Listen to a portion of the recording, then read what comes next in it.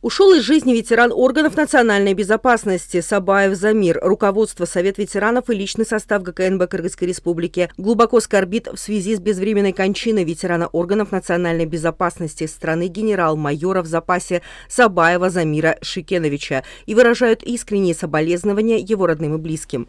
Как сообщает пресс-служба ГКНБ, генерал-майор Сабаев родился 10 мая в 1969 году в селе Актерек Жетеугузского района Иссыкульской области.